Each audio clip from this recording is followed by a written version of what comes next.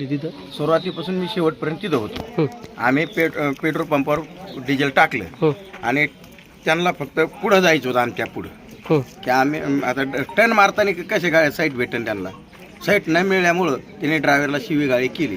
Driver त्यांना म्हणतो तरी शिव्या देऊ नका राव, शिव्या देऊ नका असं म्हणता म्हणता वर चढून लगेच ड्रायव्हरचं गचुरं हं, पकडलं असं लगेच ड्रायव्हरला हाणायला सुरू केलं. हं, आता मी त्यांना म्हणतो अहो दादा तुम्ही काय झाले मला सांगा, तुमच्या पाय पडून सांगतो तुम्हाला हं. काय झाले फक्त मग आम्हाला सांगा. त्याने की माझ्या पण हातावर काठी हाणली. किती जण होते ते? ते पहिल्या सुरुवातीला फक्त 6 जण होते ते.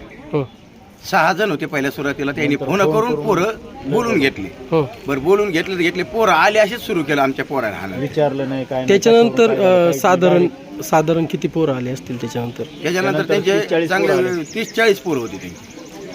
म्हणजे 30 ते 35 जणांच्या जमावाने तुम्हाला मारहाण केली. हाणमार केली, पुन्हा बसवर लाथा घातल्या, दगड घातले, काचा फोडल्यात. हं, हं, लेडीजला बी हाणमार केली. लेडीज गाडीत घुसून त्यांनी हे केले. हं, आणि आता आम्ही काय म्हणलं गाडी आपण हाणमार चालू आहे म्हणलं पोलीस स्टेशनला गाडी आपण घेऊन जाऊ, लेडीज सगळ्या घेऊन पोलीस स्टेशनला जाऊ. हं. तर त्याने लगेच ते आमच्या बसचा ड्रायव्हर जी धरला असंच हाणला ते.